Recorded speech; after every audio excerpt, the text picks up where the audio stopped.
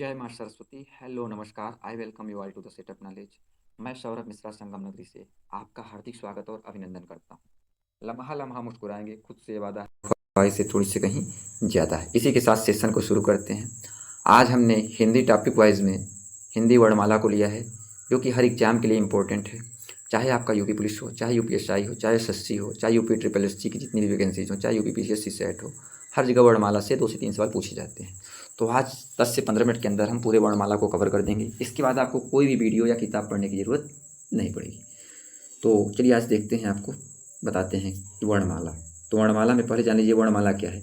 तो वर्णों के व्यवस्थित समूह क्या कहते हैं? वर्णमाला कहते हैं। अब वर्ण क्या है जान लीजिए। तो जो भाषा की सबसे छोटी इकाई होती है उसे क्या कहते हैं? वर्ण या ध्वनि कहते हैं। यह 2 प्रकार का होता है, स्वर और व्यंजन। पेपर में पूछा गया था यूपीपी में भी और यूपीएसआई में भी, यूपीपीसीएससी सेट में भी, कि भाषा की सबसे छोटी इकाई क्या होती है। तो ऑप्शन दे दिया था 4। तो भाषा की सबसे छोटी इकाई क्या होती है? वर्ण और ध्वनि। अब हिंदी वर्णमाला में 52 वर्ण होते हैं, जिसमें स्वर 11 होते हैं और कुल व्यंजन 41 होते हैं। हमने बचपन में 13 स्वर पढ़ा, लेकिन यहाँ पे 13 नहीं पढ़ना है। यहाँ पे कितना पढ़ना है? 11। क्योंकि जो अम और अह है वो आपका अयोगवा होता है। वो क्या होता है? अयोगवा होता है, वो स्वर नहीं होता है। तो चलिए अभी आगे देखते हैं। अब मूल व्यंजन पूछ लिया जाए तो 33। वैसे व्यंजन 41, लेकिन मूल व्यंजन 33 होते हैं। इसमें स्पर्श व्यंजन 25, अंतस्थ व्यंजन 4, ऊष्म व्यंजन क्या होगा? ऊष्म व्यंजन 4, संयुक्त व्यंजन 4, जो कि छ, त्र, ज्ञ, स्र है। और उत्क्षिप्त व्यंजन या द्विगुण व्यंजन 2 होता है। और विसर्ग एक, अनुस्वार। तो चलिए इसको डायग्राम के माध्यम से समझते हैं। आज हमने कुछ नया लाया है, निगाह कार्य किया है। आज डायग्राम लाए हैं आप लोग के लिए। तो जो वर्ण है कितने होते हैं वर्णमाला में? 52। यानी इंग्लिश में 26 होता है, हिंदी में इसका जस्ट दोगुना यानी 52 वर्ण होता है। इसमें मैंने बताया मूल व्यंजन कितने होते हैं? 33 होते हैं। वैसे व्यंजन कितने होते हैं? कुल 41 होते हैं। पेपर में पूछा गया था कि हिंदी वर्णमाला में मूल व्यंजनों की संख्या कितनी है? तुरंत 33। इसमें 25 आपके स्पर्श हैं, 4 अंतस्थ हैं, 4 ऊष्म, यानी 25, 4, 29, 4, 33। ये आपका इधर क्लियर हो गया। स्वर 11 हैं, एक विसर्ग है, एक अनुस्वार। जो बचपन में आप 13 पढ़े हैं वो यही है, 11 स्वर, एक विसर्ग, एक अनुस्वार। इसे क्या बोलते हैं? अयोगवाह बोलते हैं। और 2 उत्क्षिप्त है, जैसे एक ड हो गया, एक ढ। अगर इसके नीचे बिंदी लगा देंगे तो पहाड़, यानी एक अर्थ दूसरा देने लगेगा दूसरे रूप में। और बिंदी हटा देंगे तो डलिया हो जाएगा। ऐसे ढ का भी काम रहता है, ढक्कन और कढ़ाई वाले में। तो चलिए आगे चलते हैं। आई होप इतना क्लियर हो गया होगा। फिर से देख लीजिए, 52 वर्ण है, 33 व्यंजन है, 25 स्पर्श है, 4 अंतस्थ है, 4 ऊष्म है, 11 स्वर है, एक विसर्ग, एक अनुस्वार, 2 उत्क्षेप। इतना सब क्लियर हो गया। चलिए देखते हैं स्वर क्या है। तो जिन वर्णों का उच्चारण बिना किसी अवरोध के तथा बिना किसी दूसरे वर्ण की सहायता से होता है, और उसे क्या कहते हैं? स्वर कहते हैं। यानी इसको बोलने के लिए किसी भी वर्ण की मदद नहीं चाहिए, ये खुद में सक्षम होता है। तो आप क्या है? ये स्वर है।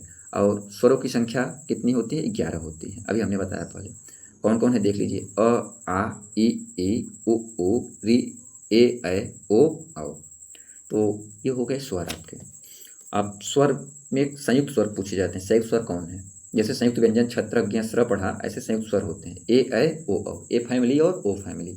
ए फैमिली मतलब ए, ऐ आता है, ओ फैमिली में ओ, औ आता है। इतना क्लियर हो गया होगा। और जो आपके स्वर होते हैं मूलतः 3 प्रकार के होते हैं, ह्रस्व स्वर, दीर्घ स्वर और प्लुत स्वर। तो चलिए देखते हैं ह्रस्व स्वर क्या है आपका। जिन स्वरों के उच्चारण में कम समय लगता है उसे क्या कहते हैं? ह्रस्व स्वर कहते हैं। ह्रस्व माने छोटा या कम होता है। मीनिंग से ही समझिए, आप याद मत करिएगा, सिर्फ समझिएगा। आप वीडियो ध्यान से देखेंगे तो आपको याद करने की जरूरत नहीं पड़ेगी। एक बार देख लेंगे आपका कंसेप्ट क्लियर हो जाएगा। अगर क्लियर एक बार में नहीं होता दोबारा एक बार देख लीजिएगा वीडियो, बट आपको इसके बाद कभी पढ़ने की जरूरत नहीं पड़ेगी। किताब या वीडियो कोई भी जरूरत नहीं पड़ेगा। तो ह्रस्व माने छोटा या बड़ा, यानी जिसके उच्चारण में बहुत कम समय लगे वो क्या होता है? आपका ह्रस्व स्वर होता है। अ, इ, ऊरी, अयूरी, अयूरी। इसमें कहाँ समय लग रहा है? इसमें ज़्यादा समय नहीं लग रहा है। इसे ही मूल स्वर भी कहते हैं। पेपर में पूछ लिया जाता है निम्नलिखित में मूल स्वर कौन है?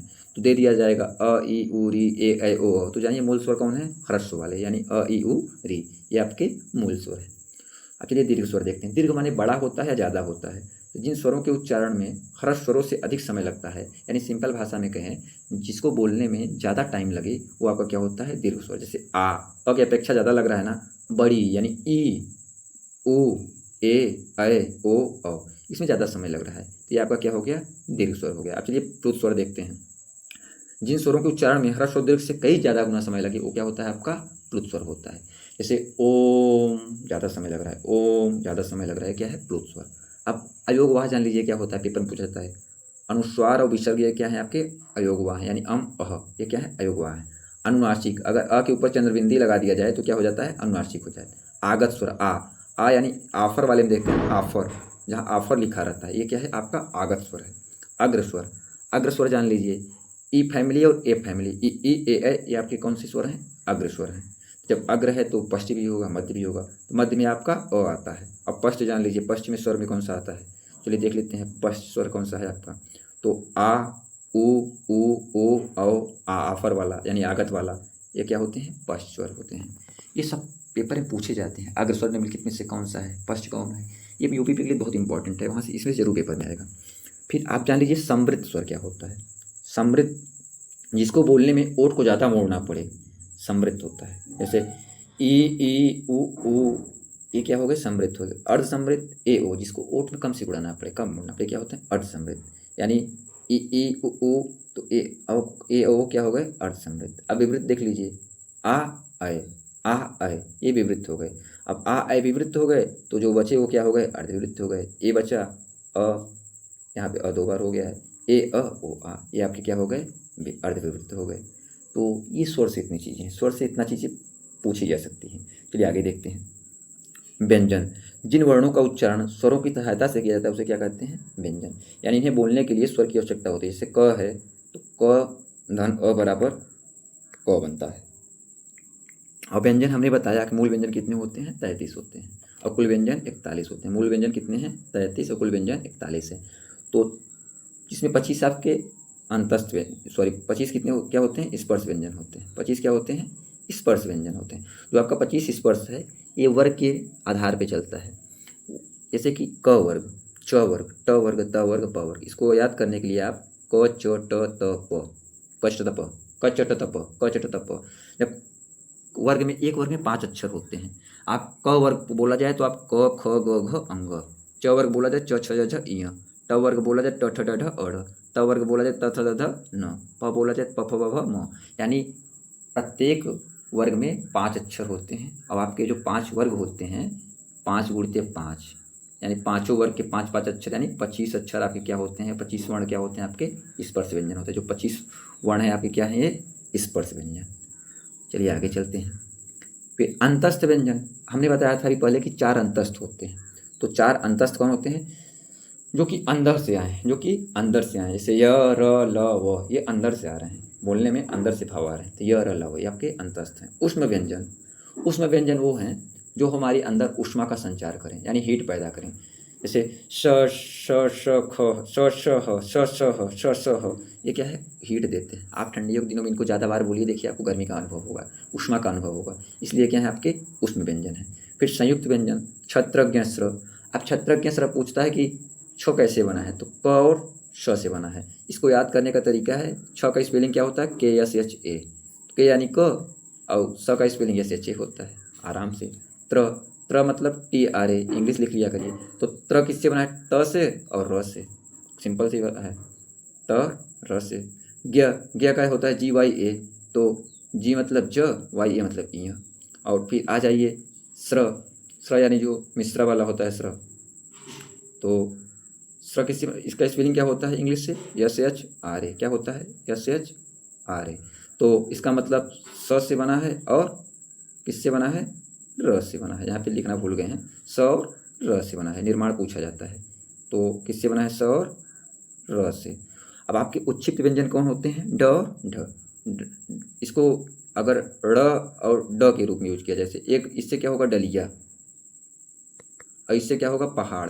देखिए 2 गुण प्रदर्शित कर रहे हैं, एक अगर नीचे बिंदी लगाएंगे तो दूसरा गुण, और नहीं लगाएंगे तो दूसरा गुण। ये आपके उच्छिष्ट या द्विगुण होते हैं। पेपर पूछा जाता है निम्नलिखित में से द्विगुण व्यंजन कौन सा है। और आगत व्यंजन, आगत व्यंजन आपके 2 होते हैं, एक ज होता है, फ होता है, अगर बिंदी दे दिया जाए। चलिए आगे चलते हैं। अब इनका उच्चारण स्थान भी पूछा जाता है कि किससे क्या होता है, तो आगे बताएंगे उच्चारण स्थान के बारे में कि उच्चारण स्थान में कि कंठ से क्या होता है।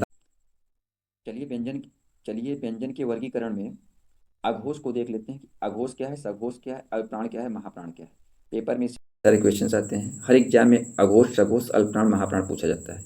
तो जिन ध्वनियों के उच्चारण में उच्चारण कंपन न हो उन्हें क्या कहते हैं, अघोष कहते हैं। यानी प्रत्येक वर्ग का पहला दूसरा वर्ण तथा फ स ख स ये क्या होता है, अघोष होता है। इसका ट्रिक होता है 1 2, जैसे प्रत्येक वर्ण का पहला दूसरा है, यानी क ख कंपन नहीं हो रहा है, ये क्या है आपका अघोष है। इसके उल्टा जिन ध्वनियों के उच्चारण में उच्चारण कंपन उन्हें सघोष या घोष कहते हैं। ये प्रत्येक वर्ग का तीसरा चौथा पांचवा तथा तथा उच्छिप्त वाले जो व्यंजन हैं और आगत वाला य र ल व ह।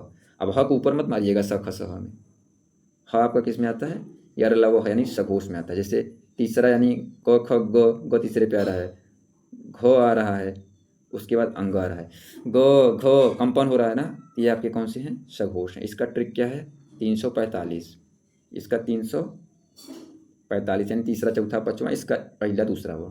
इससे पेपर में क्वेश्चंस पूछे जाते हैं। चलिए आगे चलते हैं।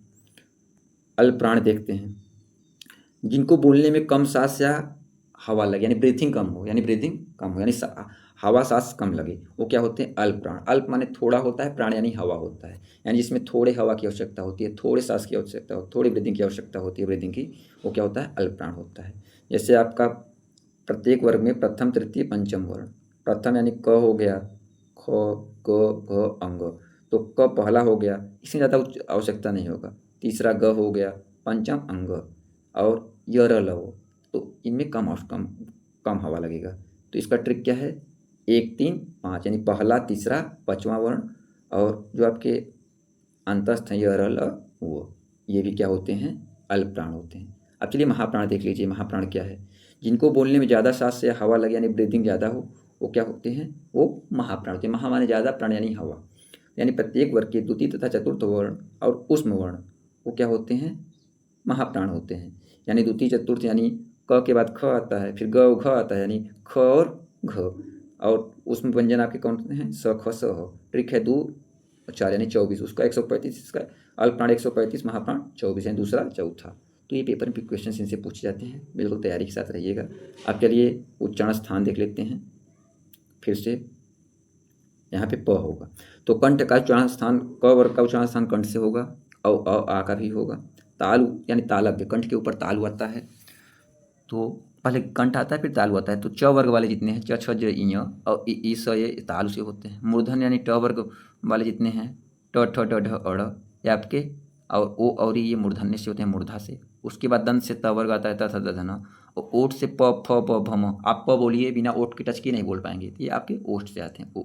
तो इनसे पेपर में क्वेश्चन पूछे जाते हैं, एक बार डिटेल में देख लीजिए। तो कंठ से कौन कौन से हैं, क ख ग घ अंग, यानी पूरा क वर्ग, मैंने भी क वर्ग पहले बताया है। और अ और आ और ह यानी अ फैमिली और कंठ। फिर तालव्य यानी तालु से, च छ ज ज च वर्ग वाला, और इ और स और य।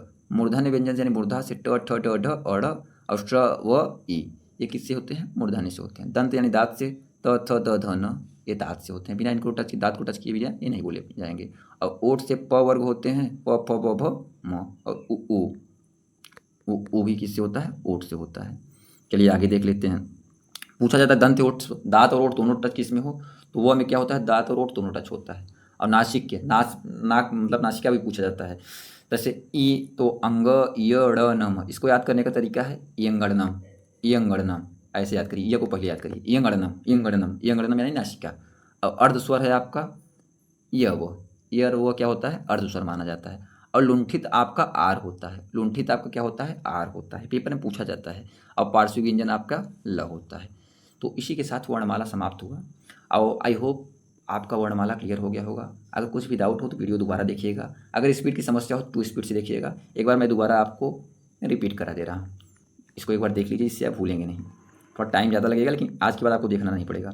तो वर्णमाला में कितने वर्ण होते हैं, 52 होते हैं, जिसमें व्यंजन 33 होते हैं, स्वर 11 होते हैं, स्पर्श 25 होते हैं, अंतस्थ 4 होते हैं, उसमें 4 होते हैं, एक अनुस्वार एक विसर्ग 2 उच्छिष्ट होते हैं। तो भाषा की छोटी इकाई क्या होती है, वर्ण होती है। और वर्णमाला में 52 वर्ण होते हैं, स्वर 11 होते हैं, कुल व्यंजन 41, मूल व्यंजन 33 होते हैं, अंतस्थ 25, उसमें 4 संयुक्त 2 उच्छिष्ट, एक विसर्ग एक अनुस्वार। तो आगे देख लीजिए, स्वर क्या होते हैं, स्वर 11 होते हैं, इन्हें किसी बोलने में किसी की आवश्यकता नहीं होती किसी वर्ण की। और संयुक्त स्वर ए ऐ ओ और 4 होते हैं। ह्रस्व यानी छोटा होता है, जिससे समय कम लगता है, इसे मूल स्वर भी कहते हैं, ऐ उरी।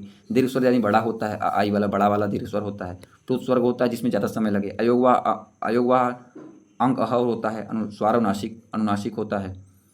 जो अनुस्वार और विसर्ग होता है, अनुनासिक अंग अह होता है, आगत यानी आ होता है, अग्रस्वर इ ए होता है, मध्य स्वर अ होता है, और जो आपका पश्च स्वर है आ उ ओ औ आ होता है, समृद्ध इ उ ओ होता है, अर्ध समृद्ध ए ओ होता है, विवृत आ ए होता है, अर्ध विवृत अ ए और अ ए ऐ ओ आ होता है। तो व्यंजन आपके कितने होते हैं? 25 होते हैं। स्पर्श वाले कुल ओवरऑल 33 होते हैं, जिसमें क वर्ग, च वर्ग, ट वर्ग, त वर्ग, प वर्ग आपके 5 बचे 25 स्पर्श हो गए। और अंतस्थ में य लव आता है, उसमें स ख स आता है, संयुक्त में छत्रज्ञ स्र आता है, उच्छिप्त में ड ढ आता है, आगत में ज और फ वाला आता है। और उच्चार स्थान जानते ही हैं। चलिए इसके पहले अघोष बता दे रहे हैं। अघोष क्या होता है? प्रत्येक वर्ण का पहला दूसरा अक्षर क्या होता है? अघोष होता है। और सघोष क्या होता है? अघोष तीसरा चौथा पाँचवां वर्ण सघोष होता है। अल्प प्राण जिसमें कम समय लगे यानी कम हवा लगे तो पहला तीसरा पाँचवां वर्ण में कम लगता है। वर्ण क वर्ग वाला देख लीजिएगा, क ख ग लिखा है। और महाप्राण जिसमें ज़्यादा समय लगे यानी दूसरा और चौथा वर्ण 2 और 4। उच्चारण स्थान क वर्ग का कंठ से होता है, क ख ग घ का। च वर्ग यानी च छ ज ञ का तालु से होता है। ट वर्ग यानी ट ठ ड ढ का मूर्धन्य से होता है। और त थ द ध न का दाँत से होता है। और प फ ब भ म का ओष्ठ से होता है। यहाँ पे प वर्ग कर दीजिए, ट हो गया है। तो ये आपके उच्चारण स्थान है। और दंत ओठ से वह होता है, नासिका से यंगुणनम होता है, अर्स्व य व है, लुंठित आर है, और पार्श्व व्यंजन ल है। तो इसी के साथ ही वीडियो समाप्त हुआ। आशा करते हैं आपको वीडियो अच्छा लगा होगा। अगर वीडियो अच्छा लगा है तो लाइक करें। अगर अभी तक आपने चैनल को सब्सक्राइब नहीं किया तो प्लीज़ चैनल को सब्सक्राइब कर लें और बेल आइकन को प्रेस कर लें, जिससे आने वाली वीडियो आपको मिल सके। ऐसे ही और वीडियो हम लाएंगे। तो चैनल बने रहने के लिए धन्यवाद। अगर आपने टेलीग्राम चैनल ज्वाइन किया है तो अब तक ज्वाइन कर लें, क्योंकि ये PDF हम आप प्रोवाइड कर देंगे। Thank you so much, I love you, धन्यवाद।